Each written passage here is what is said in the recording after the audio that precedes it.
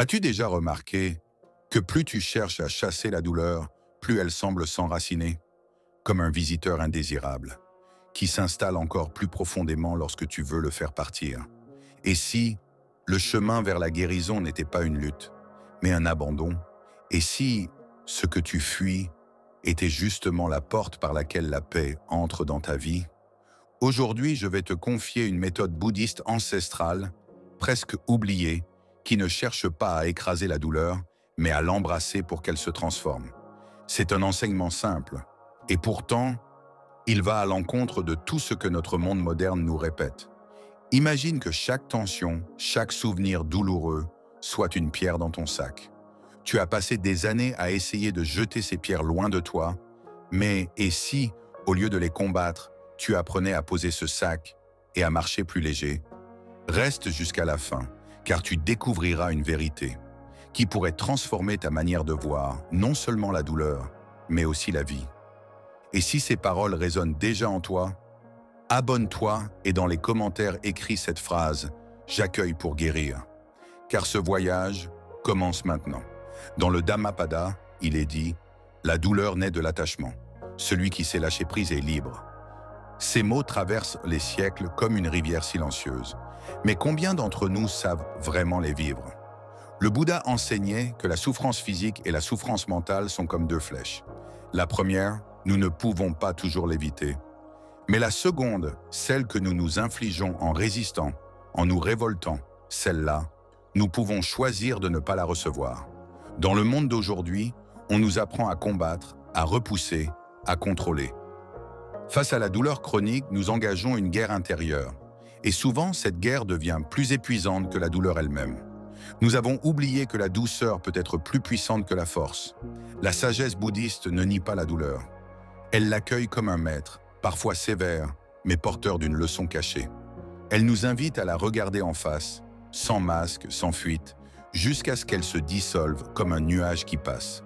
Ce que je vais partager avec toi n'est pas une théorie. C'est une manière de vivre, de respirer, d'être. Une méthode transmise dans le silence des temples, où chaque geste, chaque souffle est une porte ouverte vers la libération. Le premier principe que le Bouddha nous offre pour apaiser la douleur chronique est celui de l'acceptation consciente.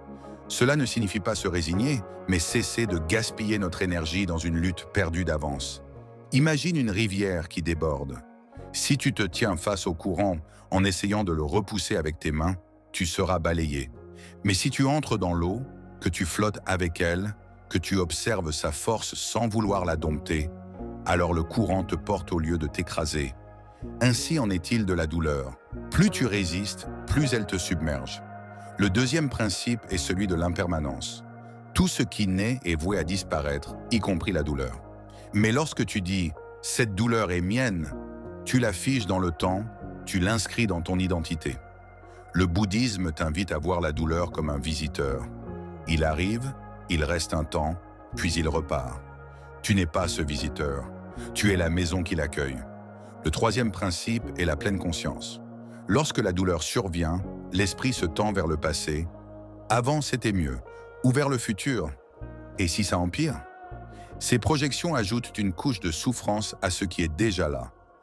En revenant à l'instant présent, tu ne fais plus face qu'à la douleur nue, sans toutes les histoires que ton esprit lui attache.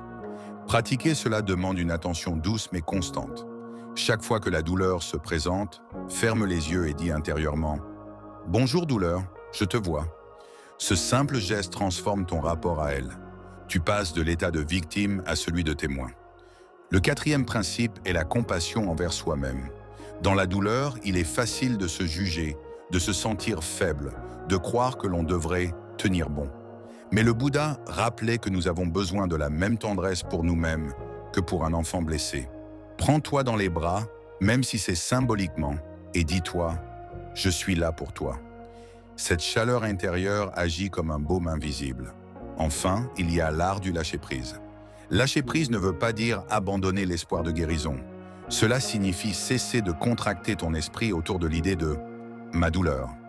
Plus ton esprit s'ouvre, plus l'espace autour de la douleur s'élargit et plus la douleur perd son pouvoir. Ces 5 principes, acceptation consciente, impermanence, pleine conscience, Compassion envers soi-même, lâcher prise sont les 5 pétales d'un même lotus. En les pratiquant ensemble, ils transforment la manière dont tu vis avec la douleur, jusqu'à ce que parfois tu découvres qu'elle n'est plus là. Au cœur de la sagesse bouddhiste, il y a une vérité qui dérange. Nous souffrons moins de la douleur que de l'idée que nous nous en faisons. Ce que nous appelons « ma douleur » n'est pas qu'une sensation physique. C'est un tissu d'histoire, de jugement, de peur, tissé par le mental. Le Bouddha parlait du karma subtil, non pas comme une punition venue de l'extérieur, mais comme le prolongement naturel de nos habitudes mentales.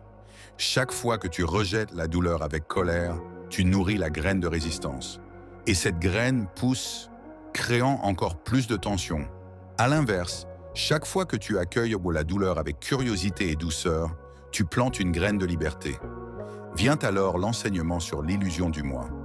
Lorsque tu dis « j'ai mal », qui est ce « je », la douleur apparaît dans ton corps, puis disparaît. Mais toi, l'observateur silencieux, tu restes.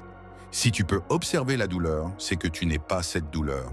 C'est là que le lien avec la souffrance chronique se brise peu à peu. Tu cesses de la confondre avec ton identité. Il y a aussi la notion de vacuité. La douleur, comme toute expérience, n'a pas d'existence propre. Elle dépend de ton corps, de ton état mental, de tes perceptions. Lorsque tu changes ta manière de la percevoir, elle change de nature. Elle peut passer de mon ennemi à mon professeur. Mais le chemin n'est pas sans piège. Le plus grand est l'attachement à la guérison. Paradoxalement, vouloir à tout prix se libérer de la douleur peut devenir une nouvelle chaîne. Tu continues à penser à elle, à lui donner ton énergie, à la nourrir de ton impatience. C'est pourquoi les maîtres enseignent. Laisse la guérison venir à toi, comme un oiseau vient se poser sur une main immobile. Un autre obstacle est la peur du vide. Si la douleur disparaît, qui seras-tu? Après des années à la porter, elle est devenue une part familière de toi-même.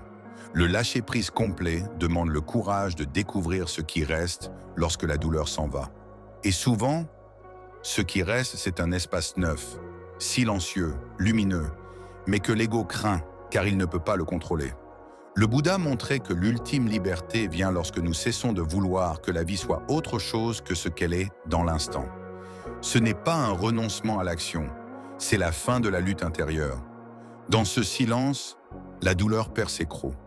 Et parfois, elle s'efface comme un rêve au matin. Ce que je vais te transmettre maintenant n'est pas un remède instantané. C'est un chemin qui se marche avec lenteur, patience et douceur. Mais chaque pas allège ton fardeau. Premier rituel, le souffle conscient. Assieds-toi dans un endroit calme, ferme les yeux, place tes mains sur la zone où la douleur se manifeste. Inspire profondément par le nez, en imaginant que ton souffle est une lumière douce. À l'expiration, laisse cette lumière se répandre dans la zone douloureuse, non pas pour l'effacer, mais pour l'envelopper d'attention bienveillante. Fais cela pendant 10 respirations, matin et soir. C'est une manière simple de dire à ton corps « Je t'écoute ». Deuxième rituel, le mantra de l'accueil. Chaque fois que la douleur surgit, plutôt que de dire « non », répète intérieurement « Je t'accueille pour mieux te comprendre ». Laisse les mots descendre dans ton corps. Tu vas sentir que la tension commence à se détendre, car ton esprit ne lutte plus. Troisième rituel, la marche méditative. Le bouddhisme enseigne que marcher en conscience est une médecine profonde. Avance lentement, comme si chaque pas bénissait la terre. À chaque inspiration, dis mentalement « J'arrive ». À chaque expiration, « Je suis chez moi ». Cette pratique rééquilibre l'énergie dans tout ton corps et réduit l'intensité mentale de la douleur. Quatrième rituel, la plante alliée. Les moines du Tibet utilisèrent souvent le curcuma et le gingembre comme soutien naturel pour apaiser l'inflammation. Ajoute-les à ton alimentation quotidienne, non comme une solution magique, mais comme un allié discret sur le chemin. Cinquième rituel, l'écriture consciente. Chaque soir, écris 3 phrases sur ta journée. Une chose que la douleur t'a apprise. Une chose pour laquelle tu es reconnaissant. Une intention douce pour demain. Ce rituel libère le mental des pensées accumulées et ouvre un espace intérieur plus paisible. Ces pratiques ne sont pas des obligations, elles sont des invitations. Ne cherche pas à toutes les appliquer parfaitement. Choisis-en 1 ou 2 et laisse-les s'enraciner dans ta vie, car ce n'est pas la quantité de pratiques qui transforme, mais la qualité de ta présence à chacune d'elles. Tu sais maintenant que la douleur chronique n'est pas seulement un fardeau à porter, elle peut devenir un maître silencieux, un chemin vers plus de présence et de liberté. Tu as découvert que résister ne fait que resserrer les chaînes et que l'acceptation consciente ouvre une porte que la lutte garde toujours fermée. Tu as exploré l'impermanence, la pleine conscience, la compassion envers toi-même et l'art du lâcher-prise. Tu as plongé dans les vérités plus profondes, le karma subtil, l'illusion du moi, la vacuité et ces paradoxes qui retournent l'ego mais élargissent la conscience. Tu as reçu des pratiques simples, respirer, marcher, accueillir, écrire, non pour effacer la douleur, mais pour transformer ta relation avec elle. Le Bouddha disait « La douleur est inévitable, la souffrance est optionnelle ». Ce n'est pas une phrase dure, c'est un rappel que la liberté ne dépend pas toujours de ce qui arrive à notre corps, mais de ce que nous choisissons d'en faire. Alors, je t'invite à te poser cette question. Et si la douleur que tu portes aujourd'hui était aussi la clé qui ouvre la porte de ta paix intérieure? Rappelle-toi, tu n'es pas cette douleur. Tu es celui ou celle qui la voit, qui peut lui sourire, qui peut marcher avec elle jusqu'au jour où elle décidera de s'en aller. Et ce jour viendra peut-être. Mais il ne sera pas l'aboutissement de la lutte. Il sera le fruit du lâcher-prise. Si ce chemin résonne avec toi, je t'invite à t'abonner à cette chaîne pour continuer à recevoir ces enseignements. Dans les commentaires, écris cette phrase « J'accueille pour guérir ». Car chaque mot écrit, chaque souffle conscient, chaque instant de présence est une graine de sérénité que tu plantes dans ton cœur. Et souviens-toi, la montagne ne se précipite pas pour devenir plus haute. Elle reste immobile et pourtant, elle touche le ciel. Fais de même avec ta douleur. Reste immobile dans ton cœur et laisse le ciel venir à toi.